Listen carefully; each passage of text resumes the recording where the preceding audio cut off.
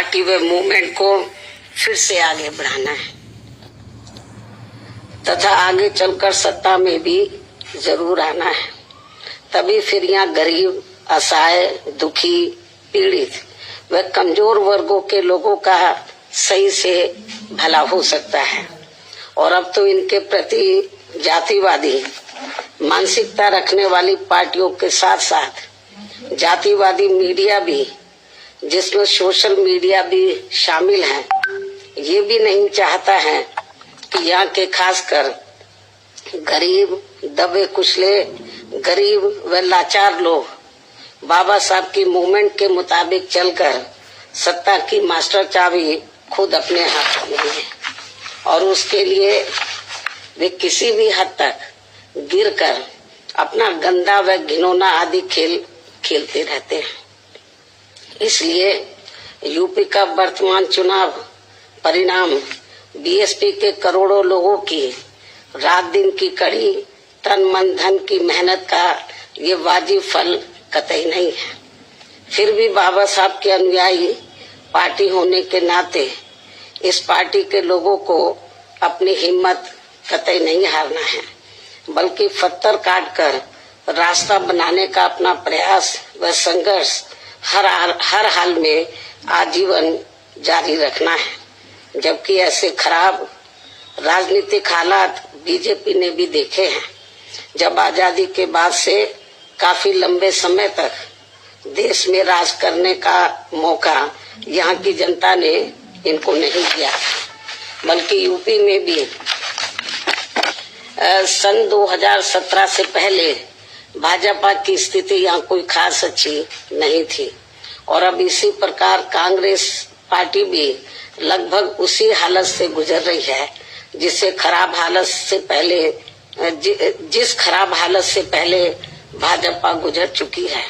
इसलिए कल आए चुनाव परिणाम आगे के लिए सबक, जिसके परिप्रेक्ष्य में यहाँ मैं ये कहना जरूरी समझती हूँ कि चुनाव में पूरे यूपी से मिले फीडबैक के मुताबिक जातिवादी मीडिया अपनी अनवरत गंदी साजिशों प्रायोजित मैनेज किया हुआ मतलब सर्वे आदि कार्यक्रमों एवं लगातार नेगेटिव प्रचार के माध्यम से खासकर मुस्लिम समाज व भाजपा विरोधी हिंदू समाज के लोगों को भी गुमराह करने में ये प्रचारित करके काफी हद तक सफल साबित हुआ है कि बीएसपी भाजपा की बी टीम है तथा ये पार्टी सपा के मुकाबले में कम मजबूती से चुनाव लड़ रही है। ये खूब इन्होंने प्रचार किया, जबकि सच्चाई इसके विपरीत है, बिल्कुल उलट है। क्योंकि भाजपा से बसपा की लड़ाई राजनीतिक के साथ साथ सिद्धांतिक व चुनावी भी थी, लेकिन मीडिया द्वारा इस प्रकार के लगातार दुष्प्रचार आदि किए जाने के कारण भाजपा के अति आक्रामक मुस्लिम विरोधी चुनाव प्रचार से मुस्लिम समाज ने एक तरफा तौर पर सपा को ही अपना वोट दे दिया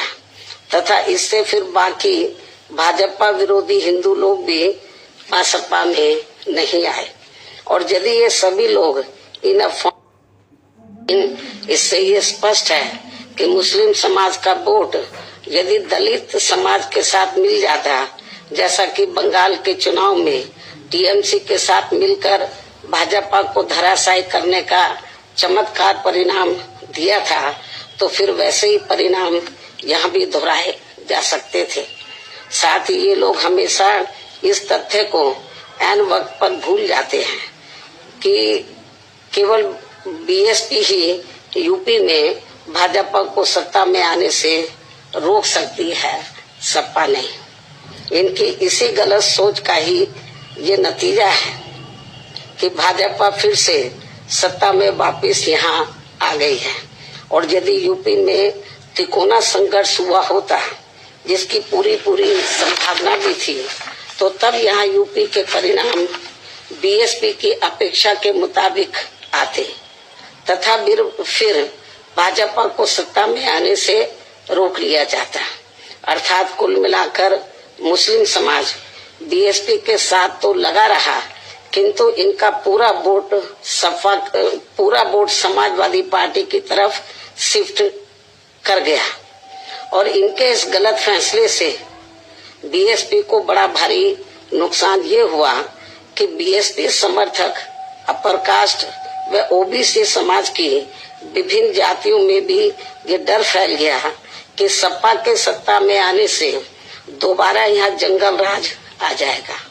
और फिर ये लोग भी भाजपा की तरफ चले जाएंगे। इस प्रकार से भाजपा को हराने के लिए मुस्लिम समाज ने बार बार आजमाई हुई पार्टी बीएसपी से ज्यादा सपा पर भरोसा करने की बड़ी भारी भूल की है, जिसकी सजा बीएसपी को मिली है। ये काफी कड़वी व सीख लेने वाली भी है, जिसकी सजा बीएसपी को मिली है कि हमने इन पे भरोसा किया। जिसकी सजा बीएसपी को मिली है वह काफी कड़वी व सीख लेने वाली भी है। इसलिए इस कड़े अनुभव को खास ध्यान में रखकर ही अब बीएसपी आगे अपनी रणनीति में बदलाव जरूर लाएगी। लेकिन ऐसे हालातों में भी बीएसपी मूवमेंट के हित में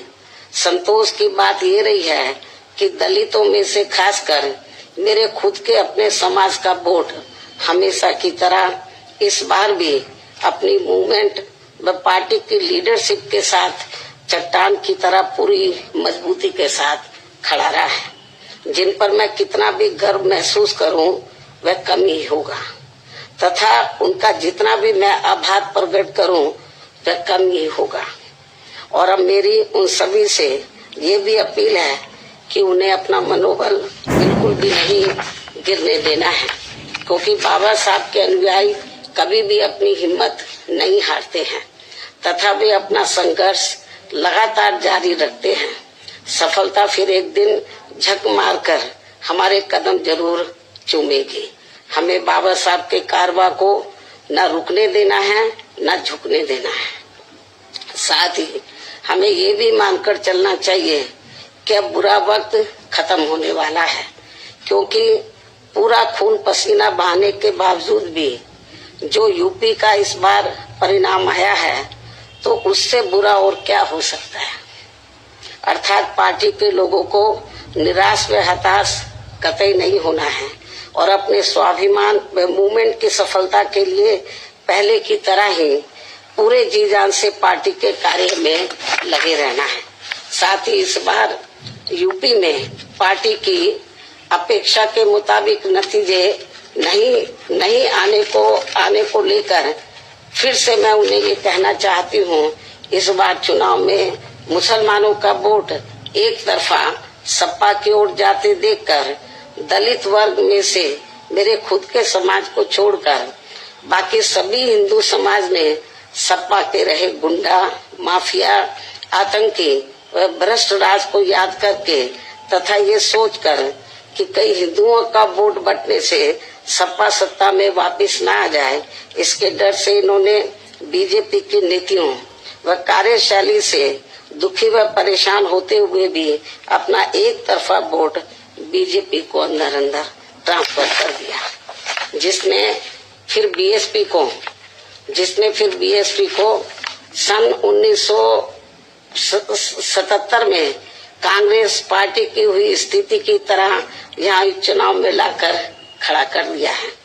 हालांकि इसके बाद फिर अगले हुए चुनाव में कांग्रेस पार्टी पूर्व की तरह यूपी सहित देश के अन्य राज्यों में भी पुनः सत्ता में वापस आ गई थी। कहने का तात्पर्य ये है कि राजनीति में कभी कभी वर्तमान की तरह ऐसे उतार चढ़ाव भी आते हैं जिससे अपनी पार्टी के लोगों को भी दुखी होकर शांत बैठने की बजाय या इधर उधर भटकने की बजाय बल्कि ऐसी बदली हुई परिस्थितियों का भी मुकाबला करने के लिए अपनी वर्तमान रणनीति में परिवर्तन करके आगे बढ़ना होगा। और इसके लिए बाबा साहब के राजनीतिक जीवन संघर्ष व उनकी सोच को भी ध्यान में रखकर अपनी पार्टी के जनाधार को फिर से कैडर के जरिए आगे बढ़ाना है। साथ ही इस मामले में हमें ये भी याद रखकर आगे बढ़ना है कि कांग्रेस ने बाबा साहब को अपने रास्ते का रोड़ा मानकर इनको सीधे चुनाव में कामयाब नहीं होने दिया था, लेकिन उन्होंने इससे भी अपनी हिम्मत नहीं हारी थी और फिर यहाँ जातिवादी व्यवस्था के शिकार हुए लोगों को एकजुट व संगठित होकर उन्हें राजनीति में आगे आने की भी सलाह दी थी, ताकि फिर वे सत्ता के जरिए अपना खुद का विकास व उत्थान आदि कर सके, जैसा कि हमने यूपी में 4 बार करके दिखाया भी है।